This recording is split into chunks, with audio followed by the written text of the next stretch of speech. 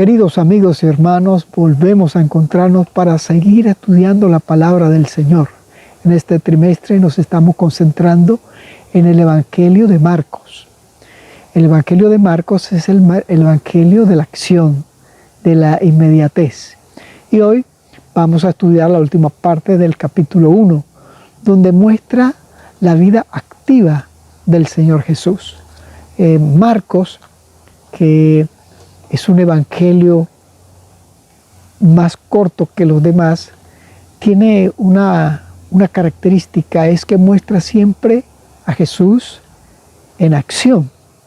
Y eso era importante para sus oyentes que necesitaban conocer del Señor Jesús. Este capítulo 1 se desarrolla en Galilea y especialmente en la ciudad más grande de la zona, que es Capernaum, que es el mismo. Las excavaciones arqueológicas de Capernaum nos traen una gran luz al Evangelio de Marcos, y especialmente en el capítulo 1.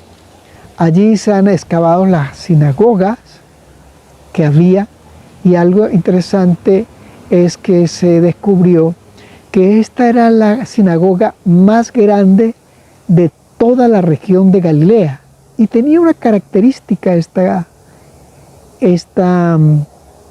sinagoga, y es que allí también funcionaba una escuela. Así que anexado a la nave propiamente de la sinagoga existe un patio grande, y es muy posible que los niños jugaban en este patio, los niños que asistían durante la semana a la escuela de la sinagoga, porque hay algo que destacar. Las sinagogas no eran solamente para adorar al Señor, o sea, no eran solamente lugares de culto, sino que la sinagoga en cualquier lugar realmente era el centro tanto político, comercial como religioso de la zona donde ella se encontraba. Y esto nos puede traer luz por lo siguiente. Cuando nosotros leemos Santiago 2:2, habla de que cuando alguien entra a la sinagoga, si es un hombre que es rico, que tiene anillo, se le da el mejor lugar, y si es una persona pobre, se le pide hasta que se quede en pie. Y muchas veces hemos relacionado esto como si fuera en el culto, pero no, realmente en ese verso que acabamos de nombrar es un momento de juicio. Bueno, pues las sinagogas funcionaban de esa manera también. Allí se llevaban los juicios, se hacían alegatos. Y esto es importante captarlo para poder tener una idea de lo que nos dice el capítulo 1 de Marcos. Bueno, lo cierto es que después que Jesús fue bautizado, Jesús comenzó a predicar el Evangelio por Galilea. Mucha gente lo conocía. Jesús se estaba haciendo famoso por las cosas que hacía. Así que durante mucho tiempo el Señor estuvo predicando en el mar de Galilea. El mar de Galilea es un lago de agua dulce, y de allí sigue el río Jordán, que desemboca en el Mar Muerto.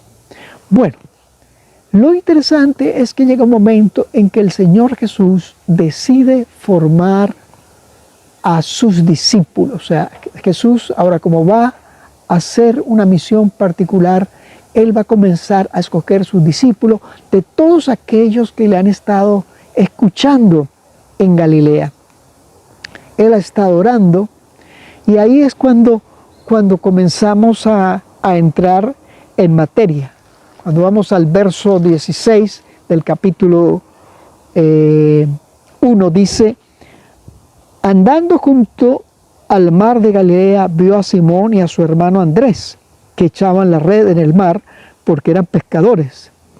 Verso 17 es un verso que ha conmovido a los cristianos. Dice: Jesús les dijo: venid en pos de mí, y haré que seáis pescadores de hombres. estos eran los primeros, uno de los primeros a quien Jesús escogió para ser sus discípulos. Cuando nosotros leemos este verso que nos dice de Simón y Andrés, generalmente pensamos en Simón, que luego sería Pedro, en una persona adulta, mayor que Jesús. Pero en la secuencia lógica de lo que hacía un maestro que llevaba discípulos, siempre eran personas jóvenes, nunca eran mayores que su maestro. Así que realmente Simón y Andrés eran muchachos jóvenes, más jóvenes que Jesús. Los discípulos de Jesús todos eran menores en edad que el Señor. Y aquí podríamos tener una pregunta: ¿por qué siempre hemos pensado que Pedro era mayor? Es posible que tenga un propósito como con cierta maldad. ¿Cuál? Porque se suponía que, según la tradición, el primer papa fue Pedro, y siempre la idea es que él era mayor que Jesús. Pero aquí ya podemos ver que posiblemente esa idea se colocó con el objetivo de justificar que Pedro llegara a ser, según la tradición, el primer papa. Entonces ya ahí hay una contradicción con la realidad, cómo se desarrollaba un maestro a medida que iba llamando a sus nuevos discípulos. Bueno, en ese mismo tonalidad, en el verso 19 y 20, Jesús llama a otros dos hermanos, a los hijos de Zebedeo. Allí estaría Jacobo y su hermano Juan, que era uno de los más jovencitos, que también eran pescadores. Pero aquí hay una distinción, porque cuando leemos la parte final del verso 20, dice que Zebedeo, que era el padre de estos muchachos, tenía jornaleros.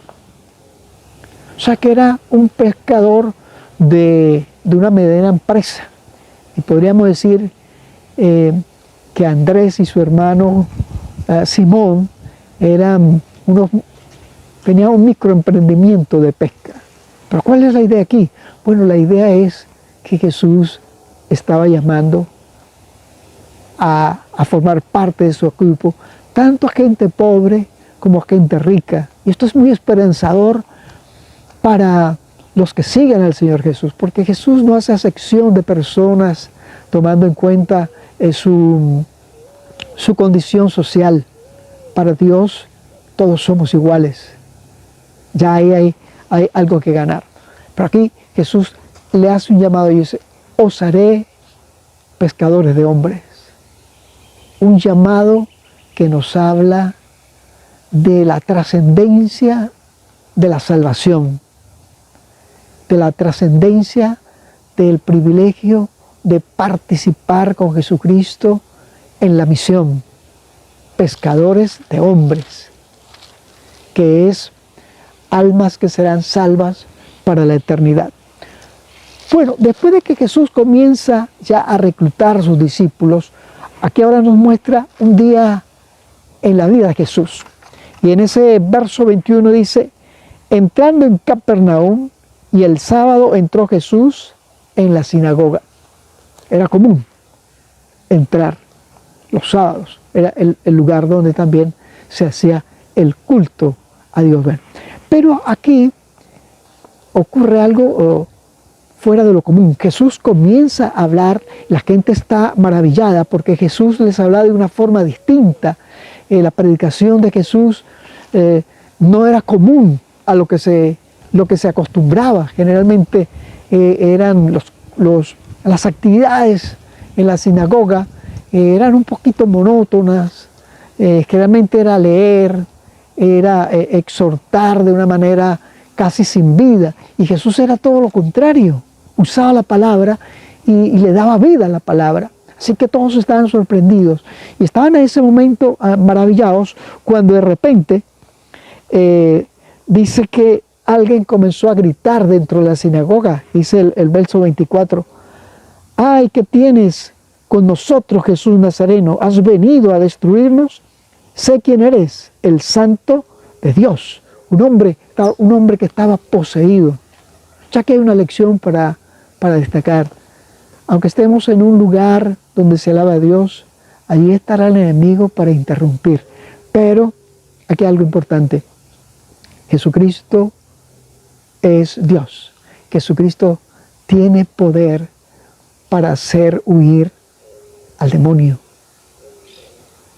Y eso tiene que darnos a nosotros la seguridad y la confianza para avanzar en las luchas cristianas con la ayuda del Señor Jesús.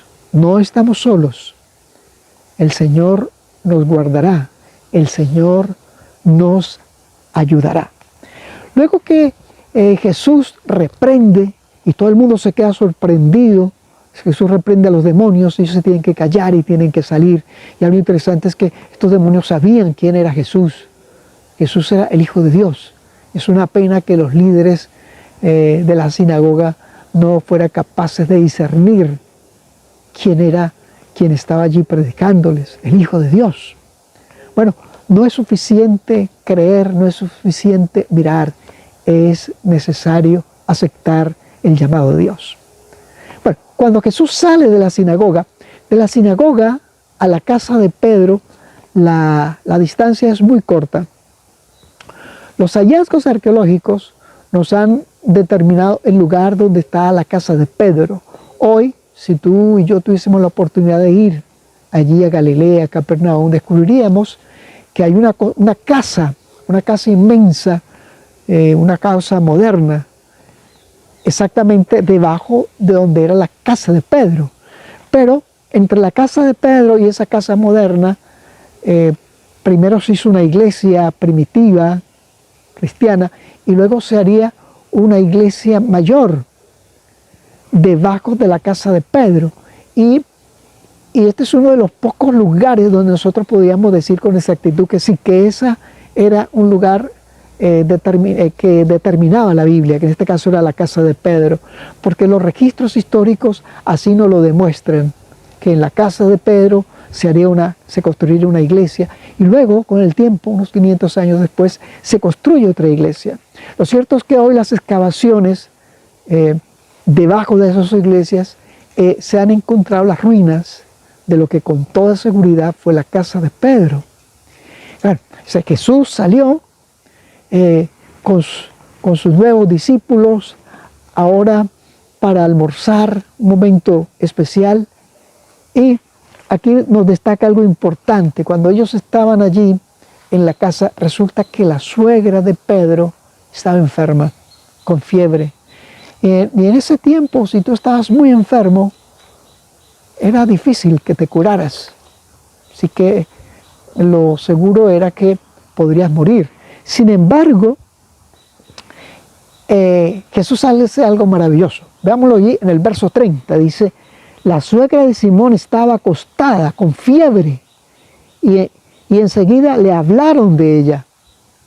Le hablaron a Jesús. Dice, entonces él se acercó, la tomó de la mano, la levantó e inmediatamente se le pasó la fiebre y le servía. Jesús haciendo milagros. Jesús sanando una mujer que estaba en una situación muy crítica. Pero algo que podemos destacar es Jesús se acerca,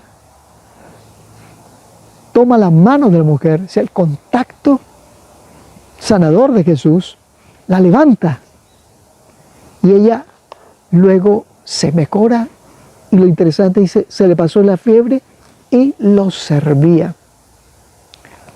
Esta mujer tiene un encuentro con Jesús e inmediatamente después decide que va a servirle, a trabajar para el Señor. Esa es la idea. Todo aquel que nace en el reino de Dios nace como un hacedor de discípulos. Tiene que entrar para servir, a fin de que su vida, la vida cristiana, tenga significado. Inmediatamente después, nos habla de otras cosas que hizo Jesús el sábado. Y fue exactamente en la noche. Y aquí es muy interesante porque dice el verso 32, cuando llegó la noche, luego que el sol se puso, le llevaron a todos los enfermos y endemoniados. Toda la ciudad se agolpó a la puerta, sanó a muchos que padecían de diversas enfermedades y echó fuera muchos demonios y no dejaba hablar a los demonios porque lo conocían. Dice, cuando llegó la noche, vinieron. ¿A dónde vinieron? Según los hallazgos arqueológicos, dice que si había tanta gente, no podía ser en la casa de Pedro. Entonces tenía que ser en el lugar comunitario de la ciudad. ¿Cuál es el lugar comunitario de la ciudad? Pues la sinagoga. Jesús, lo más seguro es que estaba en la puerta del patio de la sinagoga. Recuerda que ese era un lugar donde se hacían actividades comerciales, actividades judiciales. Bueno, ahí estaba Jesús, a la puerta, y sanó a muchos. Esto es muy interesante cuando nosotros hablamos de los hallazgos arqueológicos, porque nos trae luz al texto bíblico, y entonces nos da una idea más clara de lo que Jesús podía estar haciendo en esta ocasión. Bueno, Jesús, Marcos lo muestra como alguien que está siempre activo, sanando. Dice, se agolpó la gente y Jesús estaba allí sanándolos hasta el último. Y a la madrugada, cuando Pedro se despierta, ve que hay mucha gente que está buscando a Jesús, pero a Jesús no lo encuentran, Jesús no está por ningún lado. Y entonces el verso 35 nos trae luz a esto. Dice, levantándose muy de mañana, refiriéndose a Jesús, siendo aún muy oscuro, salió y se fue a un lugar desierto y allí oraba. En el original la idea es, estaba orando. Verso 6 dice que, verso 36, Simón lo salió a buscar y lo encontró orando. El Hijo de Dios, el que descendió del cielo, orando. Si el Dios que se encarnó sacaba ese tiempo para orar, ¿cuánto más nosotros, mortales, pecadores, necesitamos del ejemplo de Jesús, de orar? Tenemos que pedirle al Señor, Señor, ayúdanos a entender el valor de la oración, ayúdanos a aprendernos el ABC de la oración. Cuánto más nosotros necesitamos de orar. Y Jesús, cuando Pedro lo encuentra, Simón, que es el mismo, y Señor, todos te están buscando. Y entonces Jesús le dice, mire, vamos a otros lugares, verso 38, a otros lugares vecinos para que prediquemos también allí. La misión de seguir llevando el Evangelio, pues eso también nos toca a nosotros. Bueno, luego inmediatamente después dice el verso 40 que Jesús se encuentra con un leproso. Generalmente cuando escuchamos la palabra leproso, pues uno se siente como atemorizado. Pero hay que entender que en el tiempo de Jesús y en el tiempo de Moisés, cuando en los libros de Moisés, Levíticos y Deuteronomio nos habla acerca de cómo tratar a los leprosos, cualquier tipo de enfermedad cutánea se le llamaba lepra, dependiente de que fuera realmente la lepra que nosotros conocemos hoy, o cualquier tipo de erupción que tuviese que ver con la piel. Pudiera ser que no fuera la lepra que nosotros conocemos, se le llama también la enfermedad Hansen, sino que puede ser alguna afección de la piel. Lo cierto es que Jesús sana a este hombre. Y Jesús le hace una recomendación. Después que lo limpia, eso lo encontramos en los versos 40 en adelante, dice que él le había pedido, aquel leproso le había pedido a Jesús que lo limpiara. Jesús le dice, yo quiero limpiarte. Si vamos a Jesús, Él nos va a querer limpiar. Pero entonces dice, verso 42, tan pronto como terminó de hablar, la lepra desapareció del hombre y quedó limpio. Entonces lo despidió enseguida y le ordenó estrictamente. Mira la instrucción que le dio Jesús. Mira, no digas a nadie, sino ve, muéstrate al sacerdote y ofrece para su purificación lo que Moisés mandó, para testimonio de ellos. Verso 45 dice, pero al salir comenzó a publicar y a divulgar mucho el hecho, de manera que ya Jesús no podía entrar abiertamente en la ciudad. Claro, era difícil que este hombre pudiera quedarse callado. Posiblemente esta afección lo había separado de su familia, le había traído problemas económicos y problemas de relación con el resto de la gente, y ahora él estaba sano, así que él comienza a decir, bueno, lo cierto es que esta imprudencia de este hombre queriendo hacerlo mejor fue un obstáculo para el ministerio de Jesús. Ya Jesús no podía entrar libremente a la ciudad, ahora tenía que estar retirado y la gente tenía que ir a los lugares desiertos para escuchar a Jesús. Aquí tenemos también una lección que aprender. No siempre debemos nosotros ser tan efusivos. También tenemos que ser prudentes. Hay momentos de hablar y hay momentos de callar. Necesitamos pedir al Señor para que Él nos enseñe cuándo callar, cuándo hablar. Lo importante de todo esto es ver cómo Jesús era en su vida cotidiana. El centro de él era la salvación de la gente, la sanidad de las personas, buscarlos donde ellos se encontraban. Jesús en la sinagoga, Jesús en la casa de Pedro, Jesús en el desierto.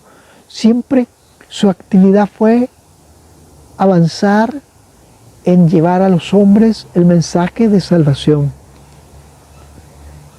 Y eso es algo que nosotros necesitamos asimilar también a fin de ser emuladores de Jesús.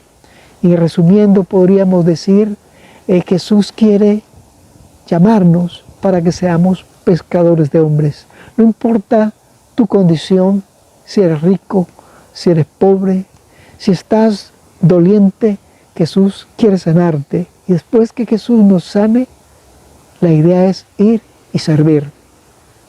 Solo así avanzaremos en la experiencia cristiana. Recuerda, todo discípulo nace en el reino de Dios como misionero. Descubre en qué puedes servir al Señor. ¿Cuál es tu profesión? ¿Cuál es tu oficio? Y cómo hacer de ese oficio un instrumento para que otros conozcan del Señor Jesús. Y un secreto clave: necesitamos sumar a nuestra experiencia cristiana la práctica consecuente de la oración. Si Jesús, el Hijo de Dios, el Dios encarnado, muy al amanecer sacaba tiempo para hablar con el Padre Celestial, cuánto más nosotros. Y lo digo por mí. De pronto tú también tengas esa dificultad y Señor, ayúdame a ser un cristiano de oración. Porque siendo un cristiano de oración, querido hermano y amigo, podremos recibir la gracia del cielo, podemos recibir la compañía del Espíritu, podemos ser iluminados por el Espíritu, podemos recibir porciones del poder del Espíritu para ser instrumentos eficaces para que otros conozcan de la salvación.